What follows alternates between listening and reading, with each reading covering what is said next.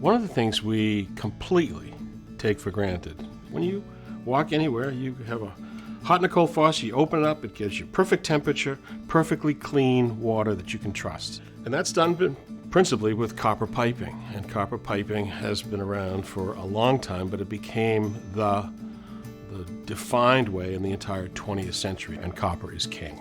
And then it's a question of how do you connect it? So soldering is the way it's been done for 100 years and will continue to be done for a long time. And there's some rules you got to do. Most people are scared of soldering because guess what? It's fire, and you're trying to do it in a wood frame construction. But it's something that a homeowner could actually think about doing carefully. And it's a pretty big deal. You're introducing flame in a combustible place. Soldering is actually the mechanical bonding or fusing together of two pieces of copper. They're joined utilizing solder. Now solder it's antimony and tin is in solder. It used to have lead and they took that out. And that connection, applying heat to that, will bond that together in such a way that it'll be watertight for centuries. It starts by cutting the pipe clean. Then you need to make sure the surfaces are clean. So with an emery cloth or a cleaning brush, you want to really get the debris off of it so it's a clean, beautiful surface, both on the outside of the tube and the inside of the fitting.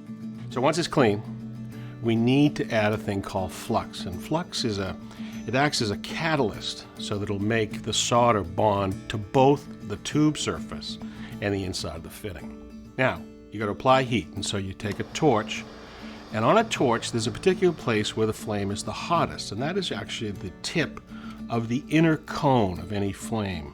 And then that's really the place that you want to place that precisely on one side of the fitting. Now you leave that on long enough and you'll notice that the flux will bubble. And when you finally see it bubble on the back side of the fitting, there is where you apply the solder. As soon as that happens, you immediately remove the torch. The perfect solder job is just the right amount. You touch that solder to the far side, it pulls around perfectly, and you put just enough solder in so you don't even get that gravity-driven little bubble or bump at the bottom. And that's like, oh, then you go, I'm good. I love soldering. It's not going to ever leave us. It's going to be the connection of choice.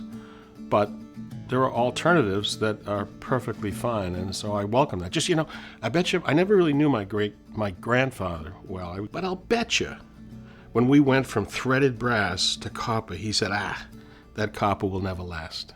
Thanks for watching. This Old House has got a video for just about every home improvement project, so be sure to check out the others. And if you'd like what you see, click on the subscribe button to make sure that you get our newest videos right in your feed.